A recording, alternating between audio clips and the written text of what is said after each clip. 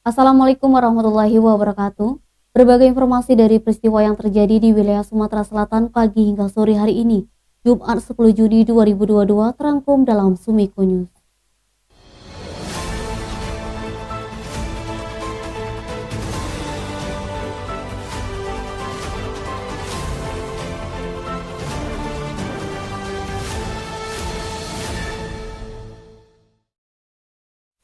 Seorang pelaku penodongan senjata tajam jenis celurit berhasil diamankan warga.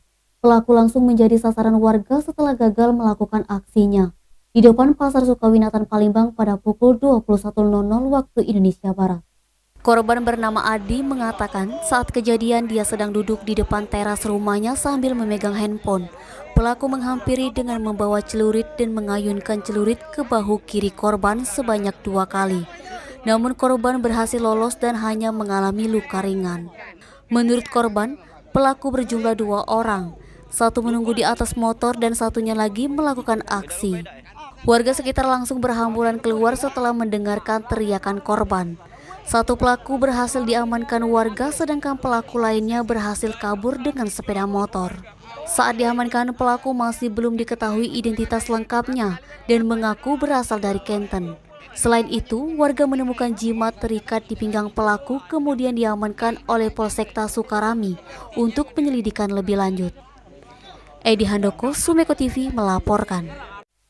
Tim Macan Akar Polsek Muara Kuang berhasil menangkap 1 dari 4 pelaku pencurian pipa tubing milik Pertamina. Pelaku merupakan warga desa Sialingan, Kecamatan Belida Darat, Kabupaten Muara Enim. Kapolres Ogan Ilir AKBP Yusantio Sandi melalui Kapolsek Muara Kuang Ibtu Hendri Rozin mengatakan, pelaku pencurian pipa tubing milik Pertamina yang berhasil diamankan bernama Yandi Iswanto. Pelaku melakukan aksinya bersama 3 pelaku lain, yakni Anton, Oyong, dan Candit. Pencurian berlangsung pada 8 Juni 2022 di Desa Sukananti, Kecamatan Rambang, Kuang. Penangkapan terjadi di saat anggota kepolisian sedang berpatroli. Didapati keempat pelaku sedang memotong pipa tubing. Pelaku menggunakan gergaji besi dan memindahkan pipa tubing yang dipotong ke dalam kebun untuk dijual. Dari pelaku, polisi berhasil mengamankan 24 pipa tubing ukuran 2,7 atau 8 inci, panjang 1 join, berukuran 9 meter dan kerugian ditaksir mencapai 48 juta rupiah. Eti, Sumiko TV melaporkan. Mantan Kapolres Ogan Komering Ulu Timur AKBP Dalizon SHSIK menjalani sidang perdana di Pengadilan Tindak Pidana Korupsi pada Pengadilan Negeri Palembang dalam kasus dugaan pemerasan serta gratifikasi uang proyek infrastruktur Dinas PUPR Kabupaten Musi Banyuasin pada tahun 2009. AKBP Dalizon SHSIK dihadirkan oleh Jaksa Penuntut Umum Kejaksaan Agung RI secara virtual dari penahanan rutan Tipikor Pakjo Palembang di hadapan Majelis Hakim Tipikor Palembang diketuai Mangapol Manalu SHMH dengan agenda pembacaan dakwaan.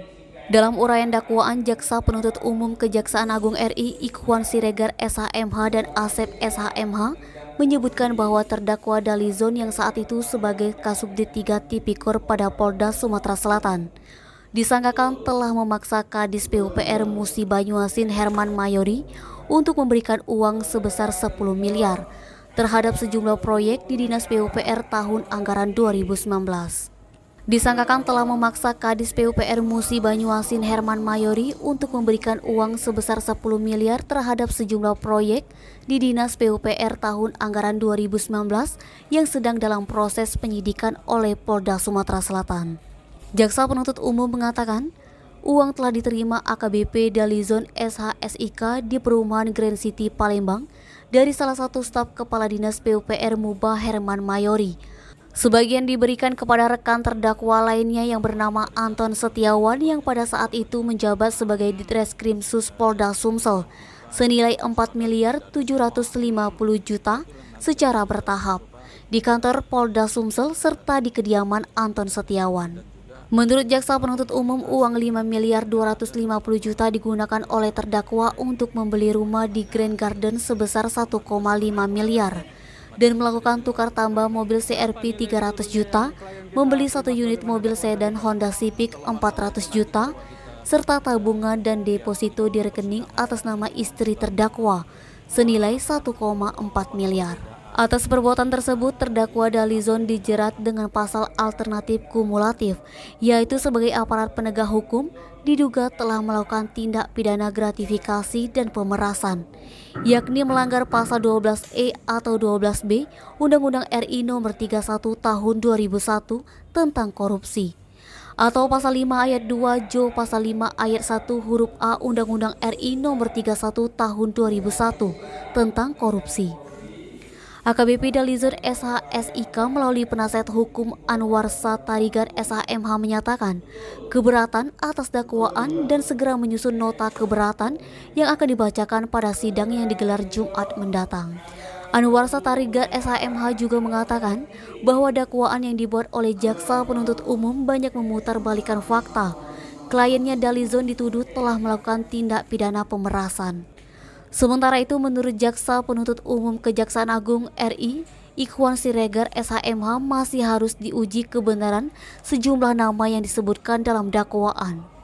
Fadli, Sumeko TV melaporkan. Pemerintah Provinsi Sumatera Selatan mengadakan Festival Ekonomi Keuangan Digital Sumatera Selatan untuk mensosialisasikan transaksi digital kepada masyarakat, khususnya pelaku usaha mikro, kecil, dan menengah. Festival dengan tema digital Kito Galo 2022 digelar di Ballroom Hotel Ariduta Jumat 10 Juni. Bank Indonesia Perwakilan Provinsi Sumatera Selatan menggelar Leader Talk Digitalization on Payment System pada Festival Ekonomi Keuangan Digital Sumatera Selatan di Ballroom Hotel Ariduta Palembang Jumat 10 Juni.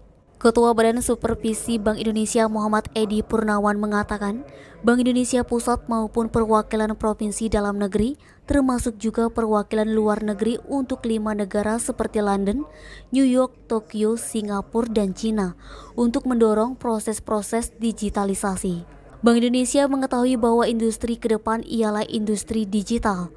Negara yang cepat pemulihan ekonominya dibanding negara lain ialah negara yang menguasai digitalisasi. Digitalisasi menjadi salah satu solusi masa depan perekonomian Indonesia supaya lebih melompat jauh. Salah satu faktor yang mendorong pertumbuhan ekonomi yaitu dengan investasi tertentu yang ditetapkan dan faktor sumber daya manusia di Indonesia cukup tinggi. Penurunan keuangan Bank Dunia karena faktor pandemi COVID-19 dan faktor politik dunia sehingga mengalami inflasi di beberapa negara, termasuk Indonesia mengalami inflasi 3,55% di dunia. Nabang, Sumeko TV melaporkan. Demikian Sumeko News hari ini. Jangan lupa 3M, memakai masker, menjaga jarak, dan mencuci tangan pakai sabun. Wassalamualaikum warahmatullahi wabarakatuh.